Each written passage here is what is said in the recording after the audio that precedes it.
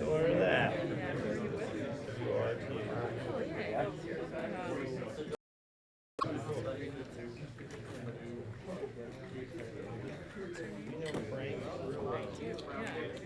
We got a guy leaving. Well, they do the shuttle.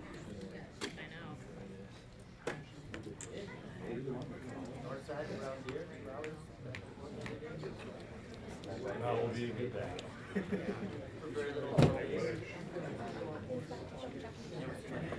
Yeah.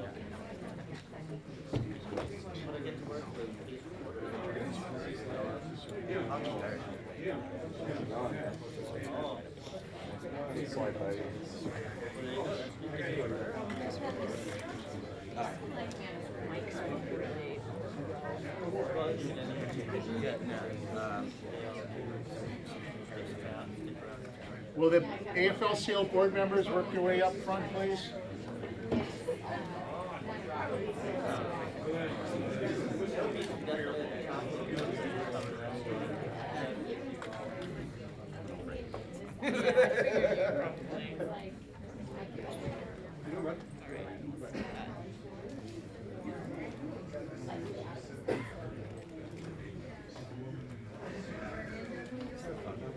Before you.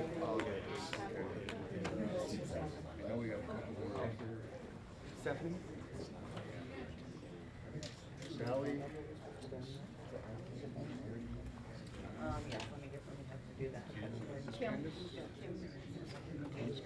Betsy? Okay. We want to line up behind everybody in Squished behind you. here. In between the flags. Yeah, around the flags.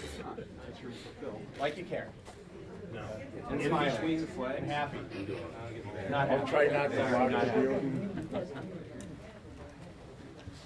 Yeah, the tighter the shot, the tighter the better. Well, the problem is, once they stand there, So we're not doing this. Take this. We're not doing this, okay. All right.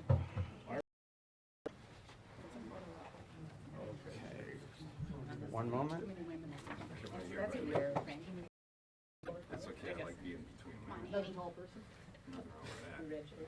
Oh, yeah, can be never. Go on the other side. Okay, Please, put this. everybody shift this way 2 steps. A little further, a little further.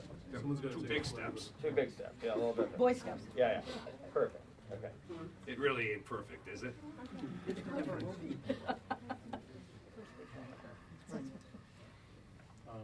we're ready. Everybody ready?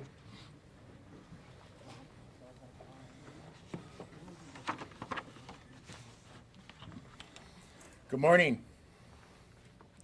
I want to welcome members of the media. What we're trying to do here today is, I know there's been a lot of requests to talk to various labor leaders from various unions and various industries. So, and there's also been questions about our unions in different sectors. Are they together on this?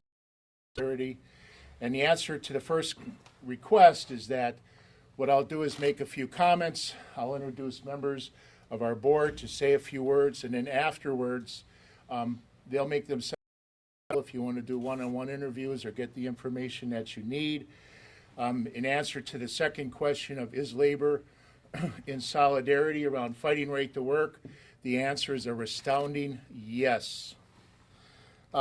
Today, and over the next few days, we're here to raise the alarm and educate both the public and our elected leaders on the harmful impact of to work laws.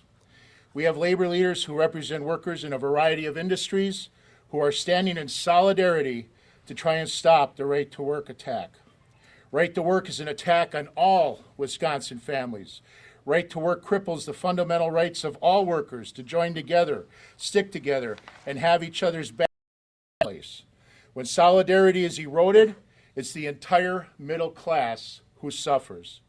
Collective bargaining and unions help set the standards in terms of wages and working conditions for all workers in a community. And unions provide essential training and knowledge with apprenticeship for workers in the building and construction trades. Unions and collective bargaining agreements help workers get the skills they need to succeed. They help provide the skilled workforce that Wisconsin needs, Wisconsin businesses need to succeed and that we all need to see, and that all needs to happen to make sure that we're competitive and can proceed forward in this global economy. Workers in manufacturing environments, collective bargaining units are often in of high-performance work organizations that help us keep us competitive on that global atmosphere. So it's all working families in Wisconsin who stand to lose if this legislation passes. Data shows that workers make less in states with right-to-work laws, workplace deaths increase, and retirement security is less secure. So, questions that need to be answered. Why do we want to go down this dangerous path here in Wisconsin? Who is pushing this legislation? And why is it being pushed in this undemocratic way? If right to work was any good for the state, we wouldn't see it being tried to pass this quickly with limited debate in an attempt to circumvent democracy. Today we have labor leaders from all different sectors, from all parts of the state who can explain how right to work will impact different industries across. We're here as labor. We're here representing all workers in our economy. We're here to stand together in solidarity for justice, for the middle class, and for all working families. Once again, those in unions and those who are not. We hope that in the next few days we can educate the public and change the minds of elected officials. We hope elected officials will think of families putting food on their table, on stagnant wages that workers face, and the fact that the American dream is slipping further away from too many, and vote no against the so-called right-to-work legislation. Thank you. Now what I'd like to do is introduce various people to come up, introduce themselves, what union they're from, and say a few words about how this bill affects their folks. So we'll start with Candace Ollie. Thank you, Phil. My name is Candace Owley, and I'm the president of the Wisconsin Federation of Nurses and Health Professionals. I represented nurses and other healthcare workers for over 30 years, so I'm very familiar with what the relationship in the private sector healthcare is like.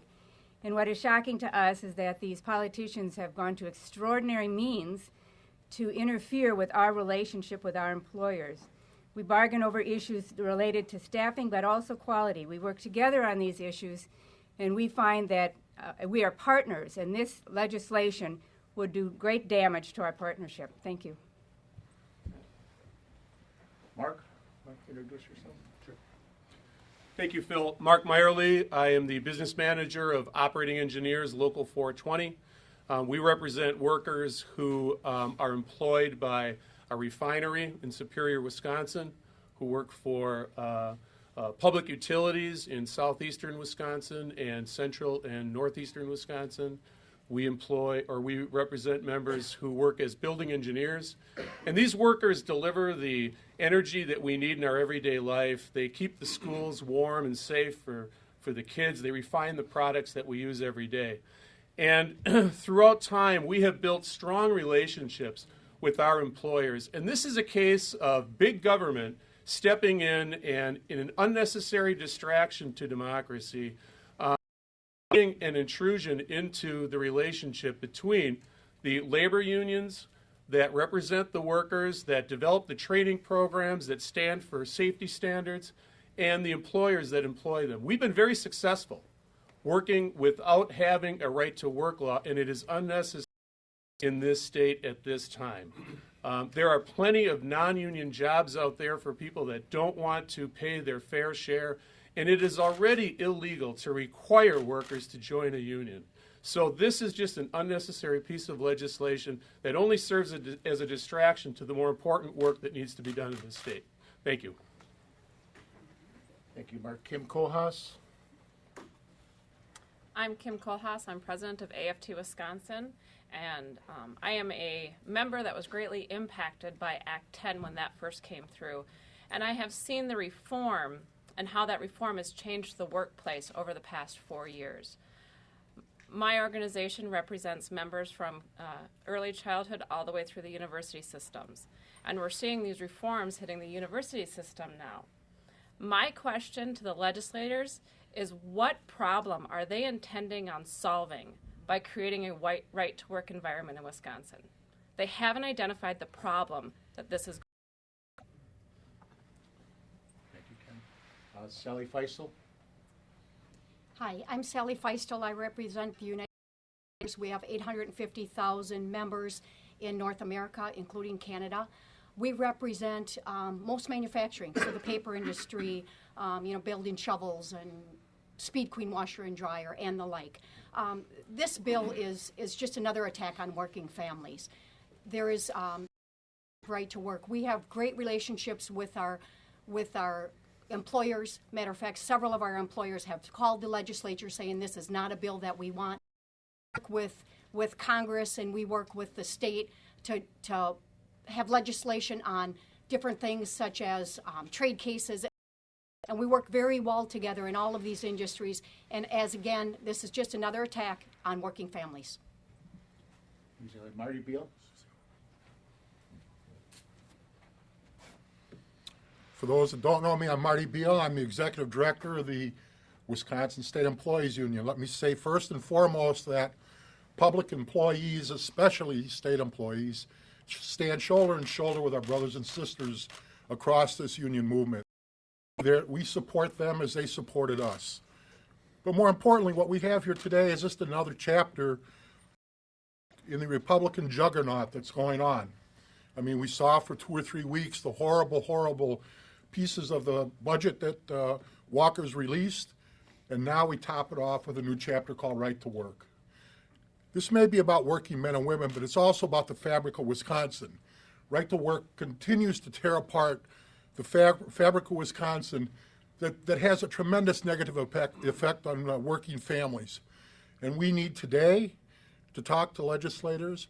The public needs to talk to legislators about getting down to business, about getting down to creating jobs, about getting down to increasing and enhancing the economy of this state, not wishes and whims of ALEC. Thank you. Thank you, Marty. Betsy Kippers? Hi, I'm Betsy Kippers, the president of the Wisconsin Education Association Council, representing PK through technical college level educators around the state. Act 10 was wrong for public sector workers, and Right to Work is wrong for all workers. We all need a voice in what's best for our families and communities, and through our working relationships with our employers, we're able to do that. Some quick examples. We know that due to Act 10, we have larger class sizes, which means less one-on-one time for our students, and we're hearing about that. Well, relate that to your nurses. Patient load goes up, less one-on-one for those patients, and what happens to the care? What about safety issues? We have less safety officers in our schools, and we have to rely on others to help us with that. What will happen when those safety officers have longer hours, longer shifts, and more area to cover? Will our communities, will our families be safe? This is about protecting our families and communities and keeping the voice at the table to work with our employers. We have been successful at doing that, and there's no reason to have legislation to stop the workers' voice. Thank you.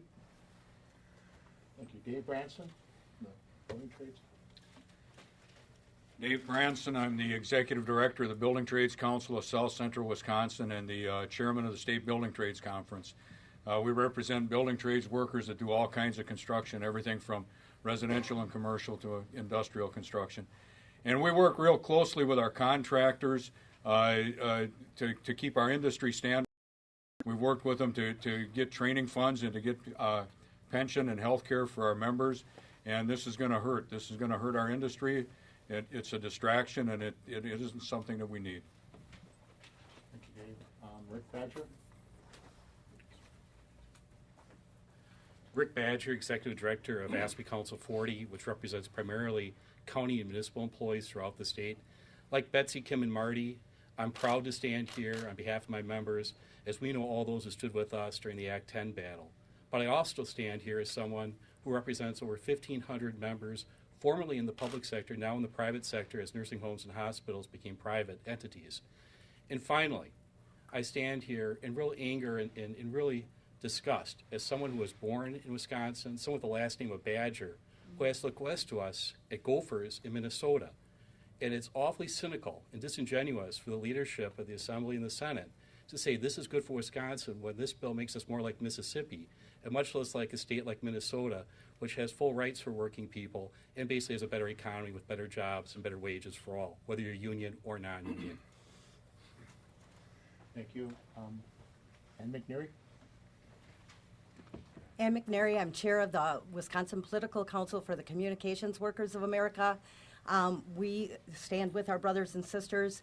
This bill is terrible. There is nothing that will be gained for the state coffers. No more money is going to be coming in for budget deficit. That's really what we should be talking about. Unions help provide a structure and a framework in the workplace. It's something that there's no need to tear that apart, and really nothing will be gained by this bill. Thank you. Thank you, Ann. Russ Krings from Shays.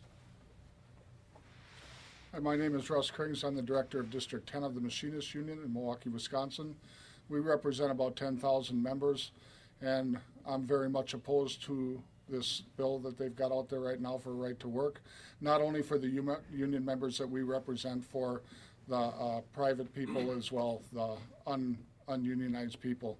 This is going to bring everybody down. It's going to affect not only the union families and the non-union families, it's going to affect all the businesses that we go and we spend our money at. This is going to bring the economy down. This has got nothing to do with jobs, in my opinion. You know, I mean, we work with the companies. We do a lot of training. There's going to be, you know, I mean, we try to get along. Both sides do, the companies and the unions, and this is just going to put a wedge between the employees as well as the companies. I am not in favor of this at all. I support all of our unions as well as they support us. You know, this may stick a knife in us right now, but we will stick together and we will not stop fighting on something like this. Mr. Walker needs to not sign this bill, and we need to go forward in this state. This is a state that a lot of people wanted to come to this state, and they wanted to work and they wanted to live here because it was such a good place to be. And now, you know, with the money that they're taking away from the schools, what they're doing to industries, it's just a terrible thing, and it's not right for Wisconsin. Thank you. Thank you. John Schmidt. Hi, my name is John Schmidt. I'm the president, business manager of Wisconsin Labor's District Council. We can talk a lot about right to work, but I just want to touch a little bit on our apprenticeship and training. Everything we do with our employers is collective bargaining. We bargain our training. No one has to join our unions. We have apprenticeship programs and training programs. Our training programs, we spend just at the Labor's Training Facility in DeForest, Wisconsin, very close to here, we spend over $2 million on training just for the laborers. There's 30 other training facilities throughout the state. We're all building trades, teaching everything else. We use no tax money. It's collective bargain. It comes out of their wages, and it brings them a safe, training, and productive workforce. This could hurt this in the long run. Some questions how and why, I can't answer them right now, but it's something that is not necessary. We've done a great job of infrastructure, creating infrastructure in the state, working with our employers. Like I said, as Dave mentioned, we have pension funds, training funds, health funds, and they're all collective bargaining with our employers, and we pay for all these programs. We don't get any state money. It's been working. It's a business model. That's a very good business model. Why change it right now? Thank you very much. Thank you, John. John Iden. Hi, I'm John Iden, President of United Food and Commercial Workers, Local 1473. We represent food processing plants, retail grocery workers. Make no mistake, this bill is not going to affect not only union members but non-union members. Everyone's wages are going to be reduced as a result of this. And encourage the senators, the Republican senators, to have courage to vote against this and not rubber stamp. Thank you. Kevin Gunlow.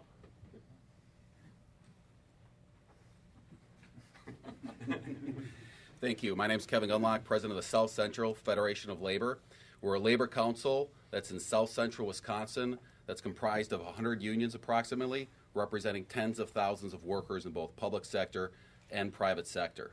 I've been doing this for a few years now, and we've been going out on the streets and talking to people in their neighborhoods and their communities throughout South Central Wisconsin and outside of South Central Wisconsin too. And I can tell you, not one person, not one, said to the question that I posed, what is the issue that is afflicting your neighborhood or your community? Not one to work. Not one. And they said what? I said, well, what is the issue? And they said low wages. They said affordable housing. They gave all sorts of things. One of them said a stop sign they like to see in their community. But not one person said right to work. And what right to work is going to do, which you really should be forced to work for less, is it's going to lower wages for these folks. Another issue they brought up was they'd like more training opportunities. They could work with the building trades and the manufacturing trades and the service trades in terms of those opportunities. We shouldn't be going after labor. We should be working with them to provide more opportunities for people in our communities, our neighborhoods, and for the families of workers in Wisconsin. Thank you, Kevin. Jim Cabral? My name is Jim Cabral. I'm with United Auto Workers, who represent thousands of workers here in Wisconsin. This is just going to cripple it. As we go into negotiations with the big three, right now, why would they want to try to bring something back? I'll look at Janesville, Wisconsin, where I'm from. It's going to hamper that tremendously. Thousands of jobs could be hampered at bringing to the state because they probably won't want to come here into the strife that this is going to commit. So many of my employers that we work with today don't want this for many reasons, but the biggest is they don't want the inside strife that goes on with this, with some workers in and some not and out. Today they have the opportunity to belong to a union or not. You know, and majority of them belong. There's not many that don't belong. So I don't understand what this bill needs to be done because they have that freedom today. Nobody's forced to belong to a union. They come into a union shop, they come in there to get a job. And the union's there to protect them. So that's what we do. We just protect these workers day in and day out to make sure these companies don't take advantage of these workers. We're the profit makers for these companies. We go into work every day making a product for these companies to make a profit. That's what our members do. They're profit makers. This should not happen to them. We're against right to work. This whole thing is a big smokescreen because this budget is so terrible. Making the cuts to the schools and everything else they're doing in this budget. They want this budget to go in the back pages of the paper. I'm urging you, the press, to make sure that budget does not get in the back page of the papers. That's the biggest problem they're trying to avoid right here, is all the things that are going on with this budget today. This needs to be the forefront, but we will fight this right to work. Thank you. Thank you, Jim. Stephanie Bloomingdale? Good morning. My name is Stephanie Bloomingdale. I'm the Secretary-Treasurer of the Wisconsin State AFL-CIO. And I stand here on behalf of union members and unions in the state of Wisconsin to say that we are standing here with pride. We are standing here with our heads held up high because we know the work we do helps communities. It helps all workers.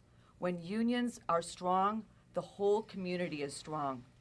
The middle class is intrinsically linked to a healthy union movement. And if this right to work passes, it is going to have the effect of crippling our middle class. And guess what? We are at a point in our history in America that we cannot afford any people making less. This is the time for people to be coming together and embracing their fundamental American right to stick together, to hang together, to have a voice together, to have a meaningful voice for better wages and working conditions through their union. What Scott Walker is doing, what Senator Fitzgerald is doing, what the Republican leadership is doing here is wrong. It's outrageous to push through in an anti-democratic way. So we are here to stand up and make sure that people know that unions are important to the middle class, and we will continue to fight for that. Thank you very much. Okay, thank you. All right, I want to thank members of the press. I mean, you've heard from a lot of different perspectives. I think you have a sense that there is solidarity, that there's unity in fighting this bill. Importantly, there's solidarity and unity in the labor movement to move forward in the state of Wisconsin, to represent our members, to represent people, to represent our community. So what I'd like to do now is end this portion of the press conference. Our board members have volunteered to stick around and do one-on-one interviews or answer questions. I'm sure you've got different questions for different people. So With that, thank you very much, and I'll now turn it over to that portion. So, close the press conference. All right, thank you. Sure. Yeah, that's fine.